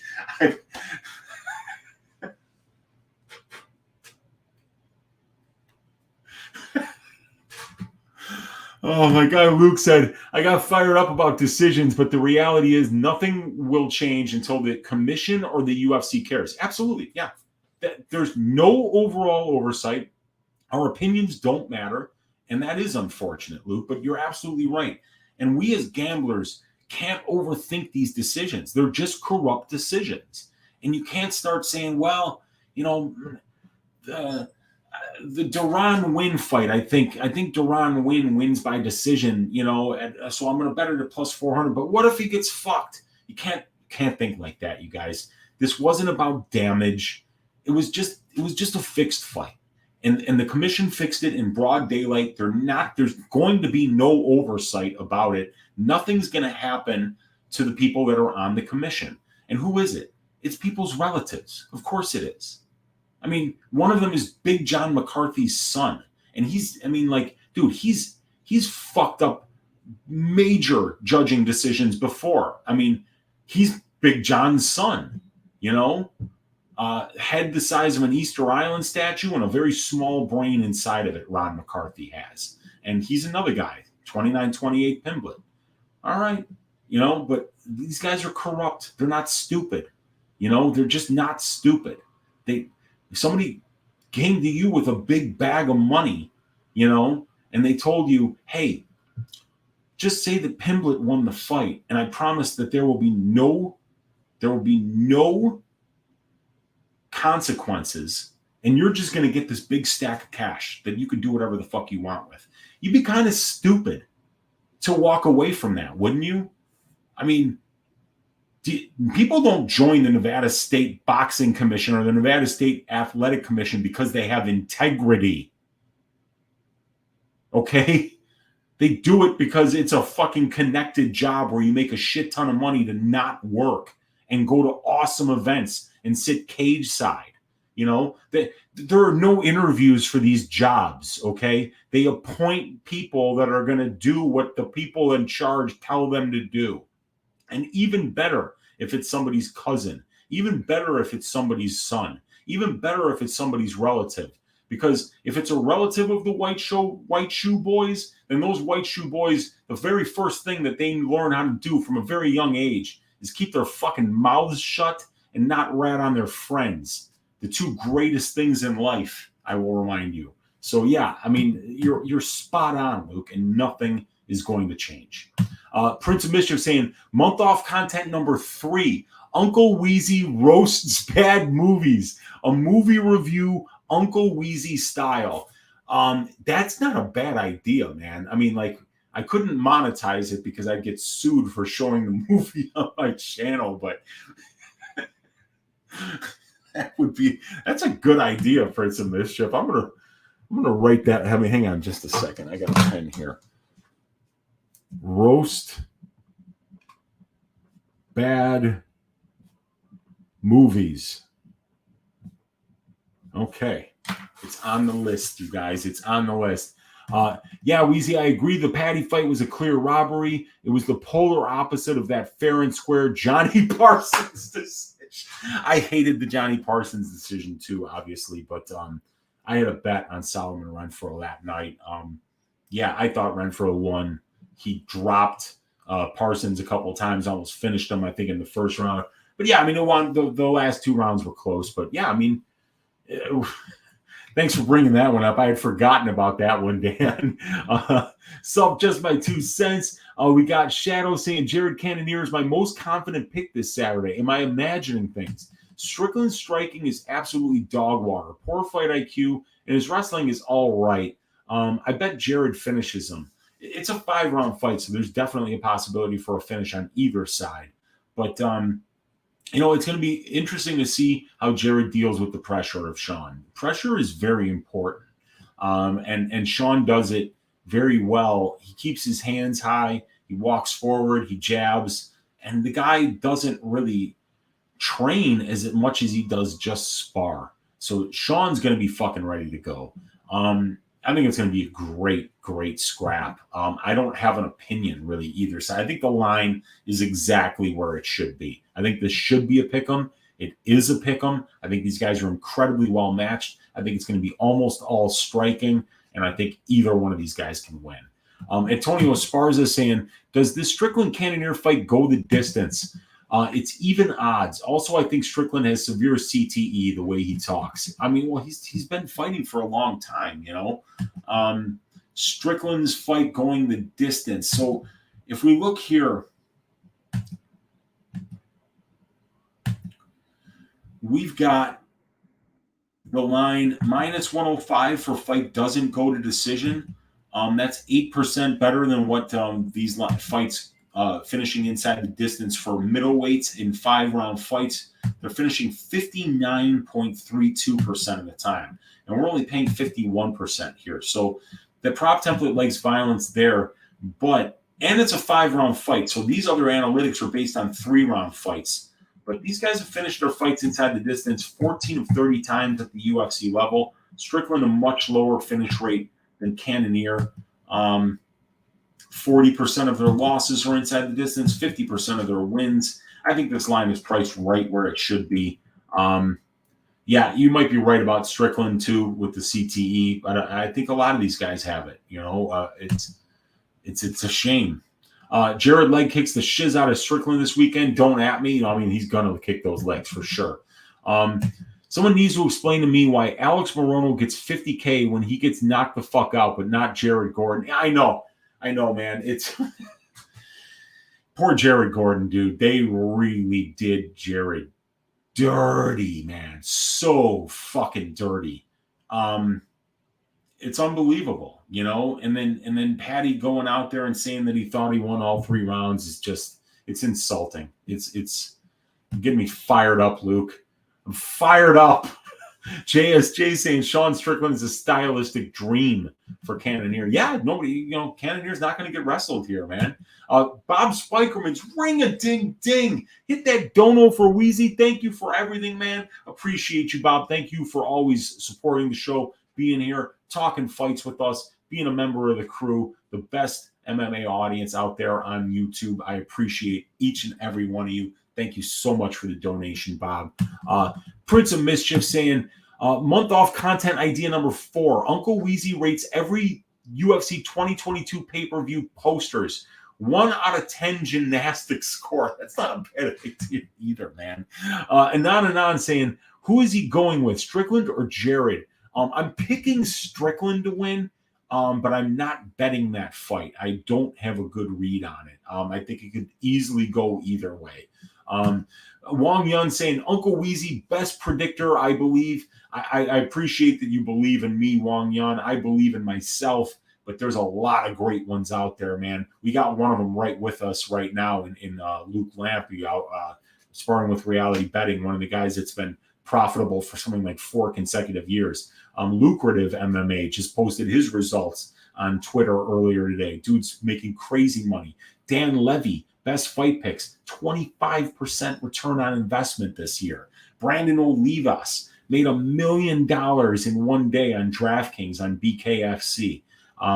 There's a lot of studs out there. I work hard. I do a lot of content, but there are some cats that are straight up gifted in picking fights, and they've been doing a whole lot longer than I have. So give them all some love. Everybody in this space works hard. Dan Goldstein saying Strickland, God love him, but he fights and moves like an NPC, and I get cannon for 100. Yeah, man, I hear you. Anon saying Strickland volume is Jared doesn't KO early, he loses. Strickland's volume and pressure is going to be a problem, man. It's hard to deal with. Jeff K saying when he beats the dude with the phone. You're talking about Maury from Maury's Wigs when Jimmy Conway wraps the cord around the feet until his toupee comes off. I love it. Oh, Strickland wins decision. Yeah, I my pick is Strickland by decision. JSJ saying, anyone to pay attention on the scales this week? Ismagulov is a big question mark. Yes, my very first thought is that Ismagulov is the guy we really need to watch on the scales here. Dober Green, not really. Vlismus McKenna, not really. Matthew Summelsberger, I don't think so. Darren Wynn always has trouble making weight. Maybe Brian Battle. Battle and Fakhretdinov both cut down to 170 for the first time in their career last fight. So we'll keep an eye on them. And then Manel Kopp, because he's just a malcontent. And Manel Kopp is probably a 50% chance he shows up at 129. Shadow saying, I think Strickland gets finished, quite honestly. I mean, Cannonier's got a lot of power, and those leg kicks, all it takes is one perfectly placed calf kick, and it just destroys everything. You can't plant with your feet. You can't throw with power. You can't shoot. So yeah, I mean, it's a middleweight fight. These guys hit hard. Dan Goldstein saying, Jeff K, I'd love to see that happen to Doug Crosby. That would be so sweet to recreate the Maury's Wigs scene from Goodfellas with Jimmy Conway, but just have Doug Crosby be Maury and just like get choked by the phone cord and then get beaten and it's just such a classic scene, man. That'd be awesome. Digital sale is too precise. No room for bending rules. That's so true, man. We got Chris Cuola in the room saying, Uncle Weezy, help. I bet the over 2.5 in Saeed instead of Arman fight by mistake, and it isn't letting me cash out. So the over 2.5 in the Saeed Nurmagomedov fight. Well, I don't mind it. Because these guys are durable. They've only been finished in one of their 4 combined losses, as we can see right here. At the UFC level, these guys have went to decision 50% of the time, and they've went over 2.5 rounds 62.5% of the time. So it's not the worst bet. I could see Saeed Nurmagomedov finishing Saeed Yakub Kakramanov, but I don't see Saeed Nurmagomedov getting finished. I think the over 2.5 probably hits. It probably hits, but I am not betting it myself. It's a well-priced line. You're not getting ripped off on where it's at right now. We got Bob Spikerman saying, I really got a feeling Saeed Yakub going to shave ass. Also felt that before when he was a dog versus Ronnie Lawrence. Yeah, this is a step up, though. This is a big-time step up, so we're going to have to wait and see how this all plays out. I'm picking Saeed Nurmagomedov, and I'm even thinking of throwing that money line into the greasy 4-leg parlay because it's around minus 110, so there's a lot of, that can get that can juice up that parlay fat real quick. So I'm going the other way, Bob. But Saeed Yakub is the real deal, and he's very young. So he's just going to keep getting better. Excellent judo. He throws with power on the feet, and he works his way into those control time positions where he seems to be the most comfortable. So I get it, man. Nothing wrong with liking that dude. He's a great fighter. JC Diaz saying, early thoughts on Shavkat versus Jeff Neal. Stack them like flapjacks. Dude, I'm going to be... I've got a very high opinion of both of these fighters, but Jeff Neal has got excellent takedown defense, and nobody really gets off on Jeff Neal on the feet. So I think it's going to be a very interesting fight. I know that Jeff Neal is going to be a big underdog because everybody is pretty much convinced that Shavkat's going to be champion one day, but I love taking those kind of shots. Trying to dethrone the hype train. I almost hit one with Jared Gordon last week, dethroning a hype train that was minus 275, minus 280. Jeff Neal has got excellent takedown defense. You guys already know that. His left hand has got a ton of power. And I think while they're on the feet, It's going to be very well matched, and I think I'd like to have the big plus money on Jeff Neal there, JC. Ryan Grant saying favorite under spot on the card. Let's tap cash tickets like flapjacks. Probably for me, it would. Well, I mean, I got the Matthews Semmelsberger under. The fight doesn't go at plus 150. That's a very good line, but right now the under 1.5 in the Brundage fight. Let's see where that's sitting right now. Because I do like violence in that fight. Oleksiejczyk's got a ton of power. Brundage, if he takes him down, can exhaust him and finish him late in the first or early in the second with a submission. But Oleksiejczyk's pressure and power is a real thing too. Under 1.5 sitting at minus 118 on FanDuel.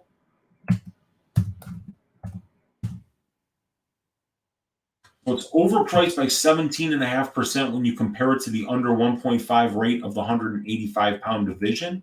But these guys go under 1.5 61.5% of the time, and they go under 1.5 at a 25% rate higher than what the division does. So I would say at the number, I do like this line quite a bit, the under 1.5 in the Brundage Oleksiejczyk fight.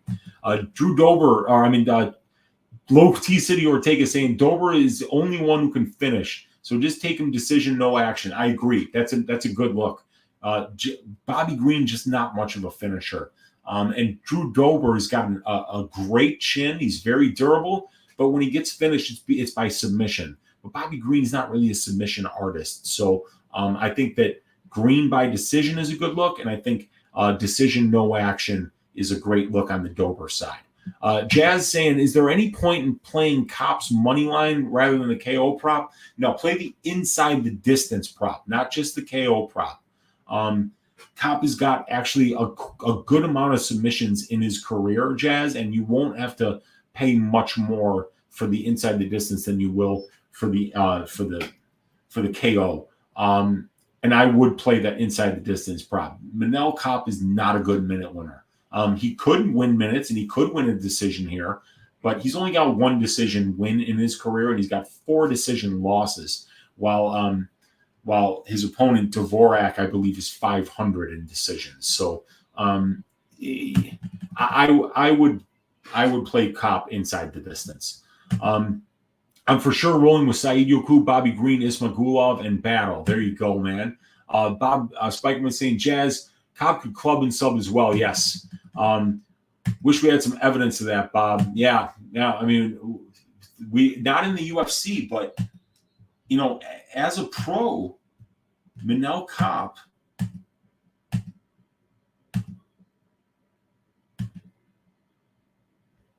has 29% of his wins by subs. That's 5 career wins by submission, and that would be 11 career wins by knockout. So, almost a third of his finishes, 29%, are by submission. So it's interesting. I feel you, Jazz. He did choke out some Nakamura dude, but I know and expect Kop to hurt him at some point. And from that point, there's also the chance he subs him. And also because same odds on Bet365. Yeah, there you go. Hey, Unc, how you like your coffee? I like my coffee how I like my women. I like my coffee black. Black is the ace of spades. No sugar, no cream, black. Black is Doug Crosby's heart. That's how I like my coffee, Lou. Good to see you hanging out in here. The best early stoppage tweets on Twitter are that man's, Lou Sasshole. Big up yourself, my brother. Bob saying Oleksiejczyk throws sick body shots, man. Yeah, he does. He really works the body. And the more you work the body, the harder it is to take down. It's easier to get, if you're throwing punches down here and you get shot on, you can get that underhook, and it's much easier to be able to stand up or sprawl. So, yeah, odds on Brundage inside the distance right now. And I mean, I think that's a pretty good line because you're getting big plus money. Plus 380 on DraftKings for Cody. Cody's saying he's going to finish him. Cody said he's going to finish him by submission in the first or the second round. So, yeah, I like it, man. Home Wrecking Knee Knocker saying Semmelsberger's money line at plus 225 is the play of the week. He's going to be the parlay buster. Dude, I like that line. I think Semmelsberger is going to make this fight close. I mean, I think Matthews does get the win, but at the line that it's at, that's like a 31% implied probability. It's a very good line. That you should be looking only at Semmelsberger on the money line in that fight, knee knocker, because I believe that they're very well matched in a lot of aspects of mixed martial arts.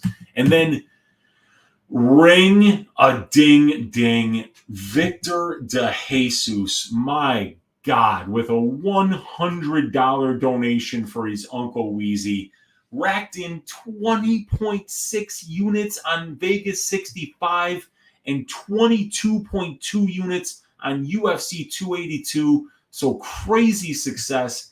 Thank you so much for helping the rest of us make money with your knowledge. Happy holidays, Unc. Happy holidays to you too, Victor. I'm going to let you know when I'm going up to Fenville, which is about an hour away, 45 minutes away from you guys. And we'll go out to Vivant. I know that we're going out there to visit my girlfriend's mom over the month break at some point. We'll have to get together and have dinner, Vic, because it's been too long that we've been hanging out here talking online and never actually got to meet in person. And you've been so generous supporting the channel, being on the Patreon, always being here with the positivity and the kind words for the audience. It means a lot, Vic. Happy holidays to you and your family, brother. God bless you. And thank you so much for the incredibly kind donation, man. It is very much appreciated. Dab Father saying, sheesh, cheers, man. Absolutely. Strickland's Burner saying Strickland 3-2. There you go, Strickland. Let's go, man. Aaron Flores saying it ain't easy being Uncle Weezy. This man not only has the sexiest pics, but the coolest Elvis chops on YouTube.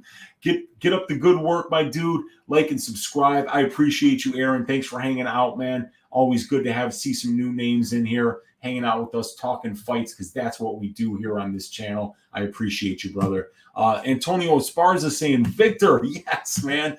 And Dan saying, what's up to Vic? And then ring a ding ding. Mr. Finland in the room. Jarno Portilla saying, thanks for everything you have done this year, Weezy. Let's crush the bookies once more this year and do it even harder next year. Let's go, Jarno. Thank you so much for the kind donation. You're also on the Patreon. I appreciate you for that. And let me get the Patreon banner up here for you guys. So just in case you want to join there, support your Uncle Weezy like all these fine people have been doing in here today. I appreciate you. I really appreciate all of you guys. Thank you so much for the support. And he's got the money sign on the Semmelsbergers here. We got Strickland's Burner saying Sean will walk down Jared like a butch. There you go, man. We got Martin Dermov in the room saying $5 towards the new mixing board. Weezy more underpaid than UFC fighters. LOL, drop the donations, folks. We all have made money because of our adopted Unc. I really appreciate you, Martin. Thank you for being so generous to the channel with your time and with your donations, man. It means so much to me, man. I really appreciate you, Martin. Strickland's Burner saying battle is actually pretty solid. Yeah, dude. I mean, I think this dude is good, man. And he's young. He's young in the game. He's going to be making improvements between fights. Renat's been around for about 10 years. But, the dude can flat out wrestle Renat. So we're going to see what Brian Battle's got against a Russian wrestler who's going to push that pace for the full 3 rounds. He's not going to make it easy.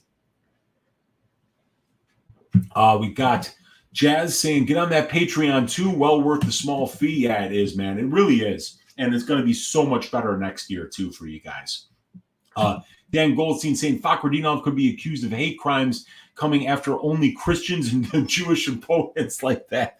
Yeah, I heard that. I don't know who said that, but that was weird. Maybe it was during the Mihalidis fight when I was taping it that they said that. But yeah, he said he wasn't going to fight any of his brothers. So it was very interesting. Uncle Weezy equals GOAT, says Aaron Flores. I appreciate you, Aaron. Thank you, man. Short notice, though. Who are you picking? I'm picking Battle. I'm on Battle, Strickland's Burner. Interesting. I like Battle's chances, but I don't know. Short notice worries me. But I don't think that this fight. I don't know if Renat had another fight. think it's like 2 weeks notice for Brian Battle too. Oh yeah, he was supposed to fight Michael Morales was Renat. So yeah, it is short notice, but it's 2 weeks. And you know, that is a good thing to like about Renat there because he is going to wrestle. Nathan Robinson saying probably not going to play it, but if I'm going to take Strickland, would you recommend taking Fight Starts round 3 with it to bring odds to around plus 150 to make a little bit of juice on the Strickland side? I think, I like that. You go the same game parlay of the Fight Starts round 3 and Strickland to win at plus 150. I think is a good way to fatten that thing up. Fourth says Strickland burner. Don't see Strickland KOing him. Couldn't haul. Yeah, well, I mean, you know what? The weird thing about that Strickland's burner is, man, I felt like if he wanted to finish Hall, he could have whenever he wanted to. I think Sean just wanted to kick that dude's ass for 5 rounds. There were a couple times where he sparked him, had him hurt, had him running back. He was backing up to the fence, absolutely hurt with nowhere to go, and then Strickland shot in on a takedown. Something that we wish he would have done against Pereira, but he, that's that fight IQ that we have to worry about with Strickland. And he beat the shit out of Hall. That's right. Home Reckon said Taco Bell is the best colon cleanser. I'm sure it is, dude. Flaming cheese, I'm in. There you go, man. You're gonna love it, dude. You wait till you see your Uncle Weezy's Saganaki, man. Flaming cheese, LOL, says Daz. Been to Greece 3 times, and the food is phenomenal. Euros with tzatziki all day. Hell yeah, man. I've never been to Greece. I can't wait to go. I think I might be going next year. Never got to visit where my ancestors are from, and I would absolutely love to see it. I've never tried Greek food before. I'll be there. There we go. Nice work, man. Flaming cheese is going to V. Jordan Levitt's fight.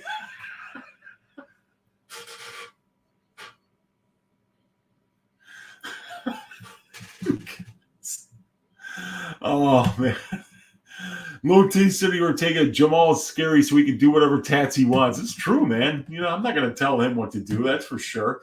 Nathan Robinson, I've only just joined, so if you're answering this already, I'm sorry, but have you seen Zion Clark is making his MMA debut this week?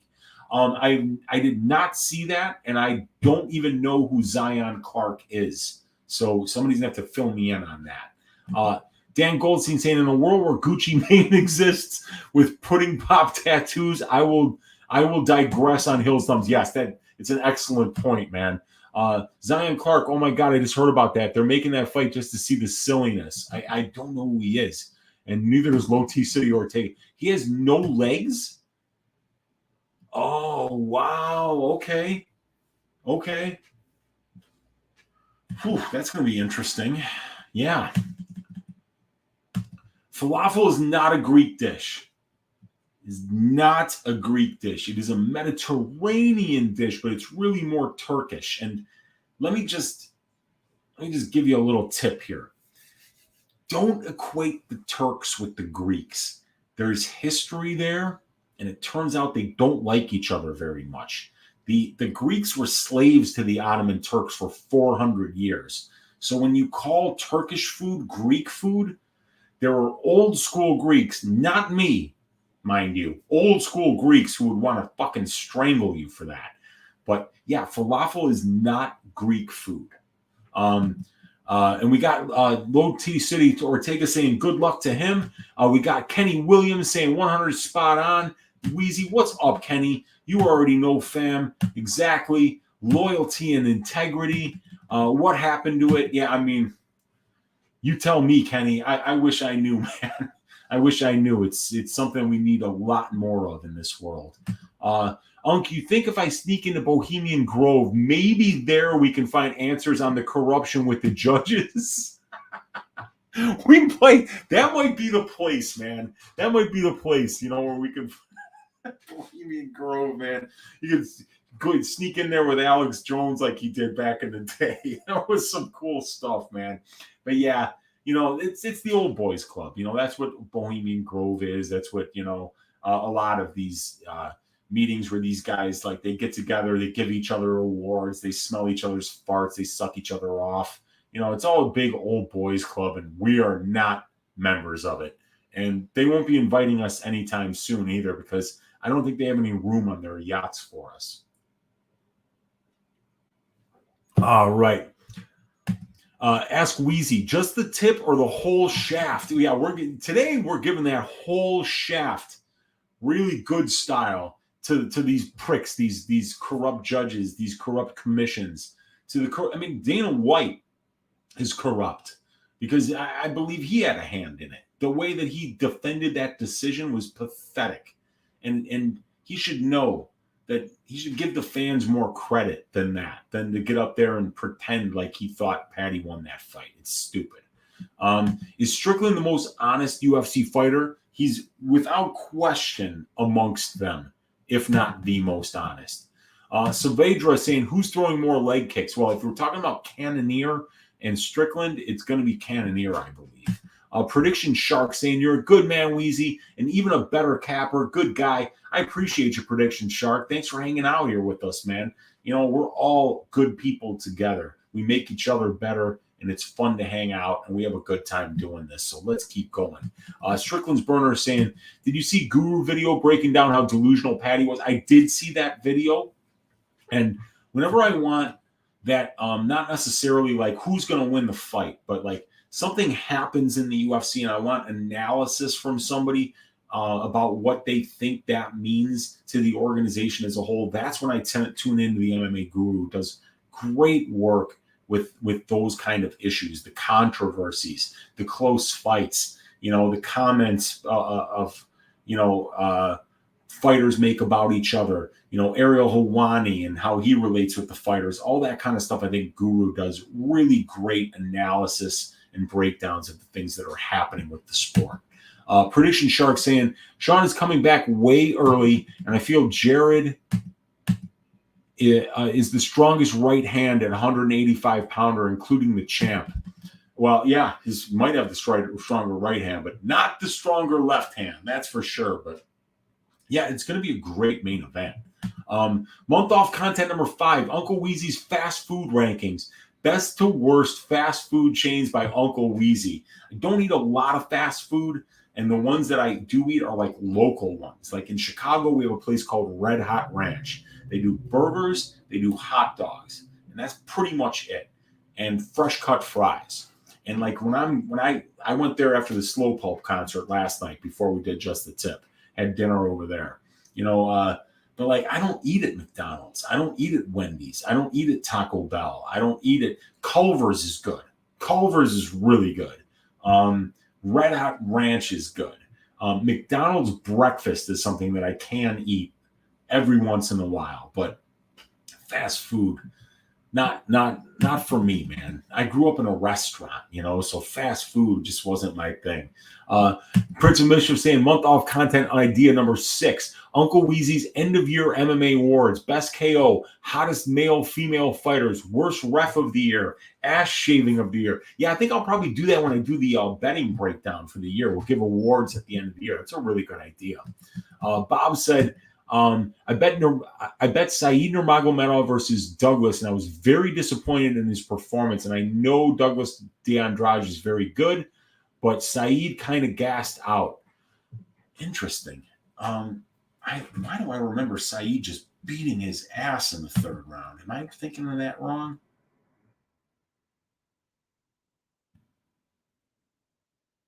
I watched that fight. I think I didn't watch that fight. Because I know I watched Barcelos, I watched Stamen and Striegel. I think I watched Douglas Silva de Andrade, but I hate how much Saeed Nurmagomedov spins. That pisses me off. But everything else that he does, I think, is really good. Who does Weezy have for Green versus Dober? I'm picking Green to win by decision there. Saeed Yacoub looking to push that pace. Yeah, he does, and he did a great job of that against Lawrence. Josh Locke saying, what's up, Weezy? Josh Locke saying, sup, chat. Bob saying, Bobby Green decision. Let's go. Let's get it. Goldstein saying, what do we think of the Albazi fight going the distance at plus money? This opponent isn't a bum. He could survive the 15 minutes. Yeah, he could. Albazi as a pro, which is 13 of 15 wins, though. I mean, that's a hellacious finishing performance there. And we've got a 1 of 3 combined losses. Fight goes plus 170, 21% underpriced according to the benchmark, because about 58% of these fights go the distance, and 13% underpriced when we compare it to the combined sample size of fights that these guys, which is 50% of them, have went to decision at the UFC rate or at the UFC level. And then they go to decision at an 8% clip lower than what the division does. So, I mean, it's a fat plus money number, and you're saying to yourself, flyweight fights go 58% of the time, and I'm paying 37. So there's nothing wrong with making that bet, Dan. It probably won't hit more times than it will, but it's all about how many times it hits. You know what I'm saying? And those are the kind of bets that I'm looking to make. Like if I have a minus 200 and a plus 170, I'm looking for reasons to bet the plus 170. And I'm looking for reasons to not bet the minus 200.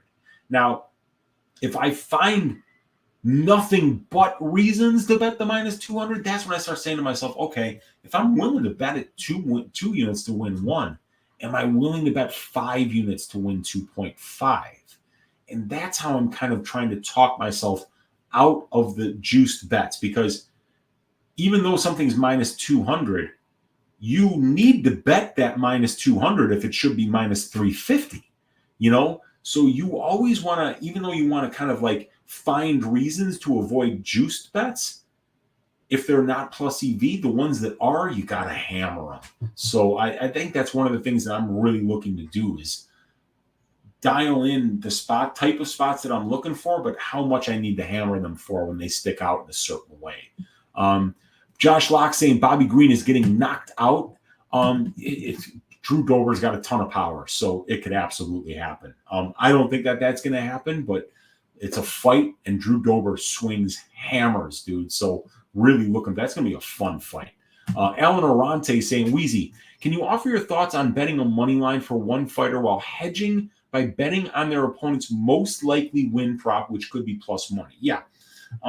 It's something you don't want to get in the habit of doing a lot, because when that Black Swan event happens, like let's say, what would be the best example of this? Like for instance, like Julian Marquez. Let's say that you're betting Julian Marquez to beat Deron Win, and then you're saying to yourself, okay, but if Marquez blows it, I'm going to bet on win by decision, and I'll get plus 350. So that way, if I bet 2 units on Marquez to win 1 at minus 200, let's say he's there, then you could say I could bet a half unit on Deron Win to win by decision, and then I would win a half unit if win 1 by decision, because I would lose the 1 unit or the 2 units that I bet on Marquez to win 1, but then I would win 1.5 units on the 3-1 on the half unit. So I would lose a half unit there, but I would make only a half unit if Marquez won. So you kind of even it out. But what happens if Win gets a finish? Then you lose both bets. So it's you want to save those situations, those hedging situations, for special situations. And you don't want to get into the habit of doing that regularly, because if you really believe that you're betting on fighter A, and if you really believe that fighter B has a path in this particular way, instead of betting fighter A and the win condition of fighter B, maybe you should just consider, maybe should I even be making that fighter A bet at all? So I don't like hedging before other things have happened.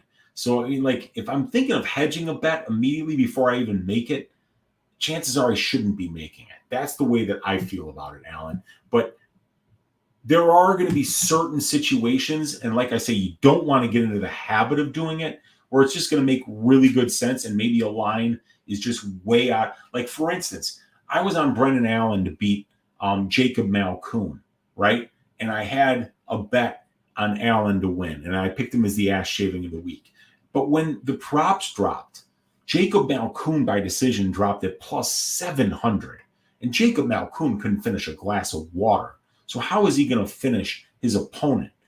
So that would have been a place where, like, let's say I max bet, Brendan Allen, and let's say Brendan Allen's around minus 200. Well, if I bet 5 units on Allen's money line, I stand to win 2.5 units. But if I take like 0.4 units and I put it on Malkoun by decision, I stand to win 2.8 units. So I can actually hedge both sides and just say, okay, if Malkoun gets a finish inside the distance, that's fine. I'll lose both bets. And that's probably not going to happen. But most times you don't get that prop at plus 700 for their best win condition. But when something sticks out and somebody makes a mistake, that's when you take advantage of the hedge spot. You limit your downside by taking advantage of a bookie mistake, but don't go in trying to hedge it right off the bat. Green chin, good as well. Yeah, Green's got an excellent chin, no question. Moy's Audio says the blacker the better. Yeah, man, the blacker the berry, the sweeter the juice. And that's what, yep, there you go. Ron Young beat me to it. Weezy likes his coffee blacker than white pear. Yes, sir. Weezy, how much cash is equal to 1 unit? So it's different for everybody. 1 unit is 1% of your bankroll. So if you've got a $10,000 bankroll, 1 unit is $100. If you've got a $2,000 bankroll, 1 unit is $20. If you've got a $1,000 bankroll, it's $10. So it's different for everybody. When I track my bets, it says on Bet MMA Tips that my unit size is $20.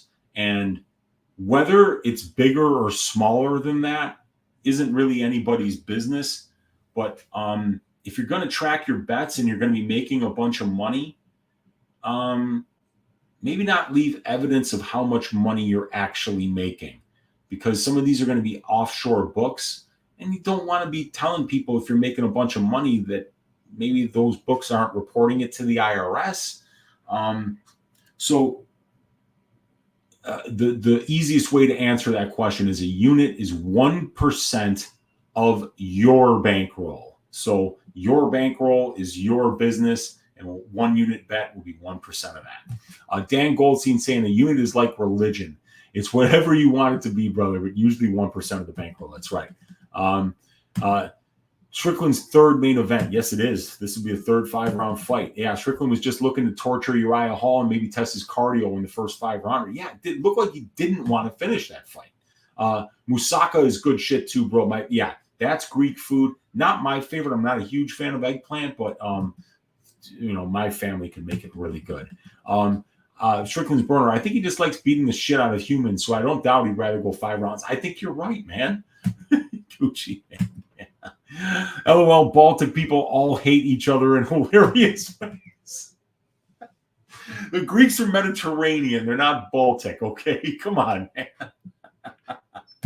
And we got Camden Gleason saying love from a patty better. I appreciate you, Camden. Thank you so much, man. Appreciate the donation to the show. Ring a ding, ding. Appreciate you, Camden. And congratulations on cashing the tickets, man. Variance is part of this sport. The variance went your way this time. Enjoy it, cash it, and make better bets next week and keep cashing them, my man. Let's keep going. We got Prince of Mischief saying since Zion has no legs, he's considered grounded at all times. Is that true? So, oh, wow, that's going to be wild. I don't think it's a good idea, but I don't know. Zion Clark is a wrestler with no legs. He absolutely shredded and holds 2 world records for sprint on hands and box jump off hands. He almost made state wrestling in Ohio. My God, man. I'm sure that dude is incredibly motivated. Zion versus Nick Newell. That's a possibility. Antonio Esparza. I'm very intrigued by this round prop for Garcia Mahashat. Over 2.5. Under is 1 plus 158. Am I crazy that I love that? I think Mahashate could get a finish here. I do. Under is 158. So we don't have much of a sample size for these guys' fights, but that's 8% better than what the benchmark is. So under 2.5 happens about 47% of the time at 155 pounds in 3-round fights. And this, you're only paying 38. So it's a bet where it's cheaply priced, Antonio, and if your stylistic read is that Mahashate could knock out Garcia or that Garcia could sub Mahashate, I would jump on that bet. Yeah.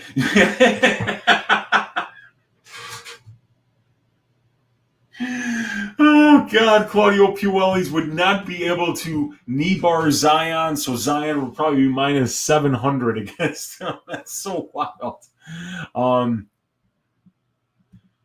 Guru getting an apology from Aljo for being disabled was a legendary W. I don't remember hearing about that, but wow, I don't. He got an apology from Aljo, huh? That's wild. That is wild. Prince of Mischief, month off content idea number 7.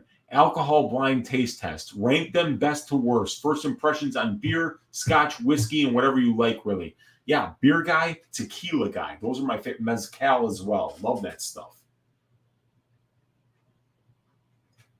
Oh, man, we've been going almost 2 hours, you guys. Who's more of a Neanderthal, Sean or Jared? I would say Sean. I'd say Sean is. Antonio Esparza, is there any value on the under for the Cop fight? Under 2.5 is plus 118.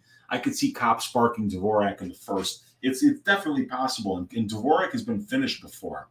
Under 2.5 and plus 118. It's overpriced at that number. Cop's fights and Dvorak's fights have finished inside the distance 3 of 8 times, 37.5%. And they went under, it looks like the exact same rate. Yeah, 37.5%. So it's overpriced at this line. I understand if that's your read, but I would rather go Cop inside the distance, get a fatter number than plus 118, because I don't think that Dvorak has a lot of finishing equity here.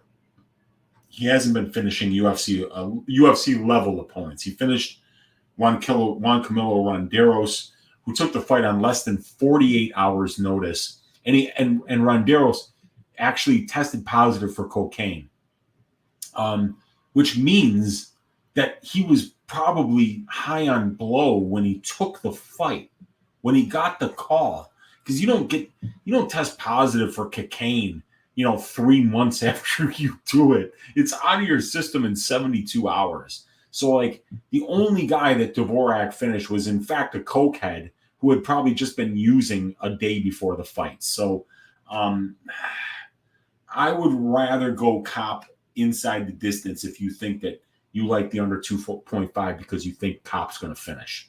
Month off content idea number 8. Okay, so you don't eat a lot of fast food. I got one for you. Rank mushrooms food picks. One by one, rate what you like, dislike, and give a gymnastics score. I'd love to see that.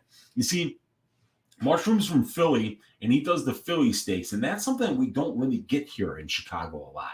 So I don't know if I'm a Philly steak fan or not, but I would have to go to Philly to find that out. And I know that there's a lot of great places I can go to in Philly to find out whether this whole Philly cheesesteak thing that they got going on over there is something that I think would be better, for instance, than an Italian beef, which is a delicious sandwich that we make here in Chicago and all over the country as well, But Chicago's Italian beefs, chef's kiss, really good stuff. Yeah, and I could take you through some of my favorite fast food places here in the city as well. Bob Spikerman saying, haha, shout out Weezy for Poetine's left hand. Got insane power, man. Yeah, for sure, dude. That was hilarious, dude. What a great comment by Jazz. Zion would be Puellis' worst nightmare. Month off content idea number 9. Debut a mini show called What Grinds My Gears.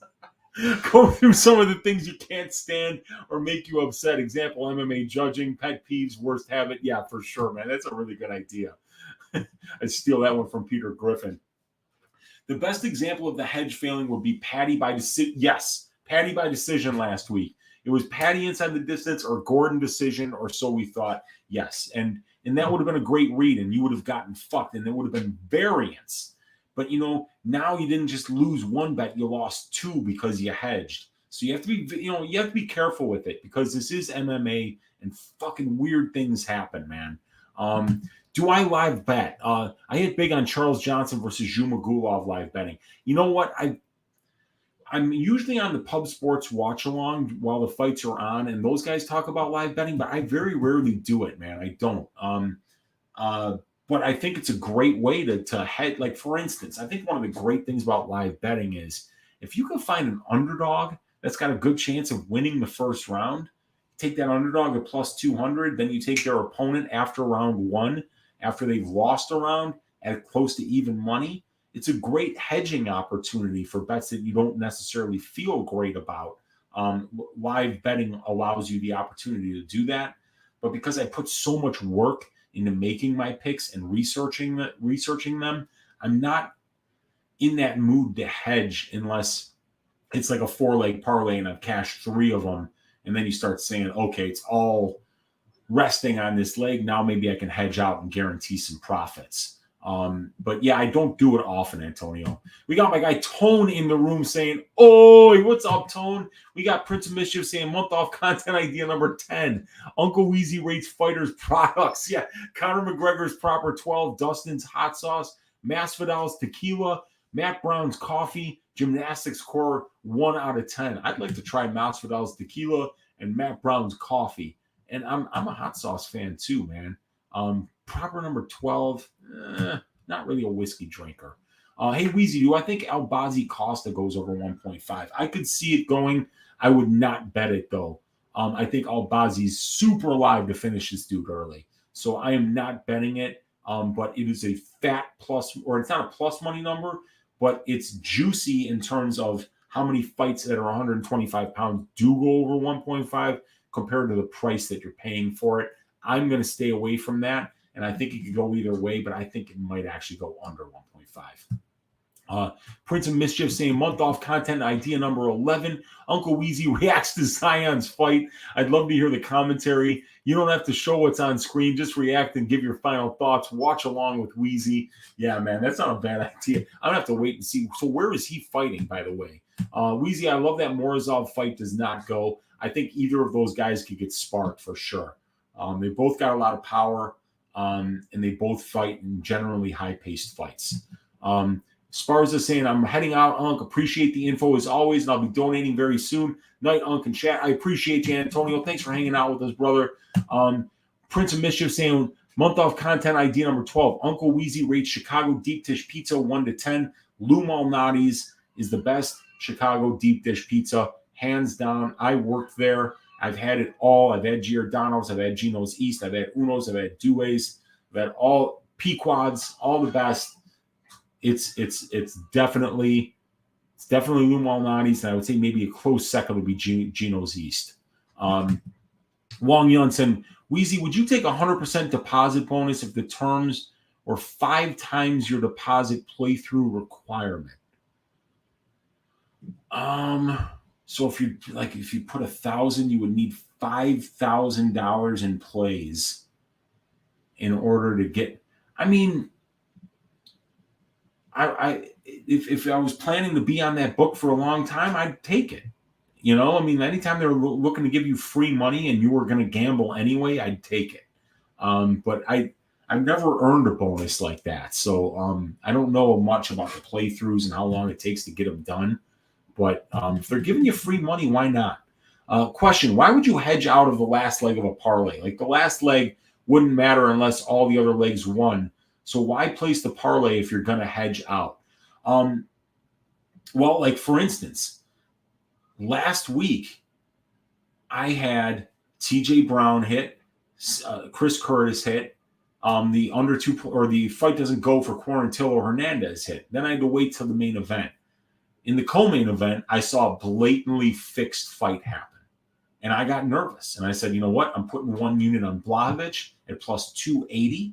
And then that way, because I had 1/2 a unit at plus 1,000. So if the parlay hits, I win 5 units. But if the parlay doesn't hit, I lose a 1/2 unit. But why not take a little bit off of that possible gain since the first 3 legs have hit? And now what I did was I said, if Ankalaev wins, I win 4 units instead of 5. But if Ankalaev loses, instead of me losing a half unit, I win 2.3. So if the fourth leg of your parlay, Nathan, is the last leg, and it also happens to be the widest leg, the leg that's most likely to cash, there's nothing wrong with guaranteeing yourself a profit. At the end of the day, it's about winning money. And when you got these 8, 9, 10 leg parlays, it's hard to hit all 10. And if you guys have been following along and tailing me on my greasy 4-leg parlays this year, you probably need more than one handful of fingers to count how many times we got fucked on the last leg. And sometimes it was just a couple of seconds or a really bad decision or an injury. So many things can go wrong. So in this game, when you get the chance to lock in a profit, lock it in. Lock it in, man. Especially when it's one of those parlays that's plus 1,000. The odds are telling you you hit that 1 out of 10 times. Nothing wrong with hitting the first 3 legs and then just locking in that profit. Live betting is great. Underdogs get juiced within seconds. Vanessa Demopoulos in 10 seconds went up to plus 170 after that takedown. She shot up to minus 300 and just got juiced. Yep. DXJC to guarantee profit. Yes, sir. That's what we do, man. We try to stack cash tickets like flapjacks, guarantee profit. You guys, thank you so much. How many of you are hanging out in here right now? We got 44 of you guys hanging out here. It's after midnight. This marks the end of the year of content. Now, I am going to be back tomorrow to do a greasy 4-leg parlay for you guys. I'll pop live on sometime in the afternoon and give that one out. But this is the end of 2022. Been here all year giving you guys fantastic content, and you guys have been here for your Uncle Weezy, watching the content, hitting that thumbs up button, hitting that subscribe button, joining the Patreon, contributing to the show so generously like you all did today. And I appreciate each and every one of you guys for rolling with your Uncle Weezy, for watching these fights, for cashing these bets, and for paying attention to the content that I work so hard to provide for you guys. Thank you guys from the bottom of my heart for just being here, for hanging out, for talking fights with me, because I really enjoy talking fights with you guys. I got the best audience out there. You're so incredibly supportive, and I can't wait to roll with you guys again in 2023 and make these bookies pay for taking our bets. You guys, I appreciate each and every one of you. God bless each and every one of you. Keep an eye out for the greasy 4-leg parlay tomorrow, and let's stack cash tickets like flapjacks for UFC Vegas 66, the last event in the calendar year 2022. I will see you guys tomorrow. Have a great night. Thank you so much.